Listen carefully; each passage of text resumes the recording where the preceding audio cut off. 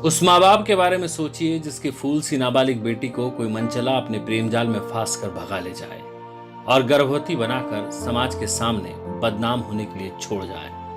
गुड़िया की उम्र अभी खेलने कूदने की थी, स्कूल जाकर कलम कॉपी और किताब संभालने की थी, लेकिन समाज के एक दरिंदे की हवस ने ना सिर्फ इस मासूम की हसरतों को उजाड़ दिया बल्कि उसके माँ बाप को समाज में मुंह छिपाने के लिए मजबूर कर दिया।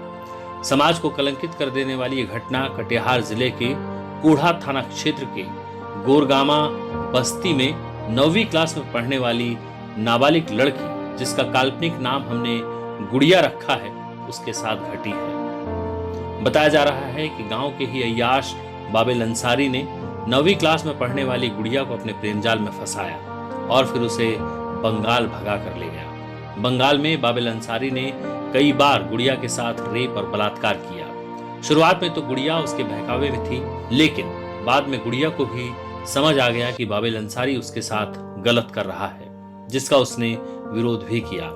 अपनी पढ़ाई का वास्ता देकर गुड़िया ने कई बार वापस जाने की गुहार भी लगाई, लेकिन गुड़िया को क्या मालूम था कि बाबिल अंसारी उसे अपनी गंदी नीयत के जाल में फांस चुका है।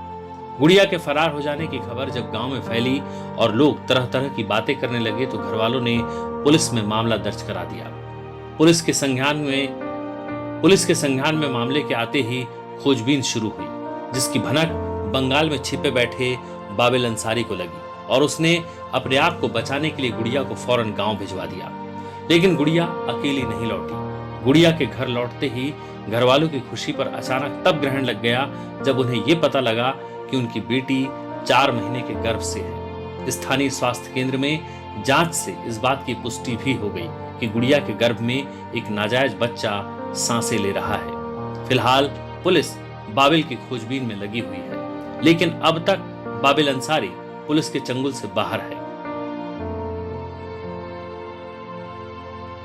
हाँ, गुरगामा थाना अंतर्गत एक नाबालिग लड़की थी जो भाग गई थी। रियली वो भाग गया था एक लड़का के साथ, जिस संबंध में प्राथमिकी दर्ज की गई थी। उसमें उस लड़का जो था प्लस उसके पिता किया गया था। ये सब में हम लोग सुपरविजन भी हुआ था और उसमें हम लोग लड़का और उसके पिता को गिरफ्तारी का आदेश दिए थे, जिसके तहत उसके पिता जो है वो माननीय न्यायालय से जमानत पर है और लड़की काफ़ी पुलिस के दबाव के बाद लड़की को बरामद किया गया, जिसका बयान वगैरह करा गया है और लड़की नाबालिग है और लड़का अभी तक फरार है, तो हम लोग उसको जल्द ही गिरफ्तार करेंगे।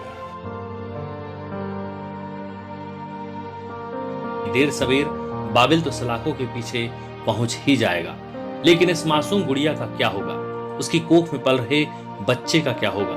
और सबसे बड़ा सवाल उन माँ बाप का क्या होगा जो अपने आंगन में एक कुंवारी और नाबालिग माँ को पाल पोस रहे हैं? राज्य की महिला आयोग को इस घिनौनी घटना पर जरूर संज्ञान लेना चाहिए और गुड़िया को इंसाफ दिलाना चाहिए।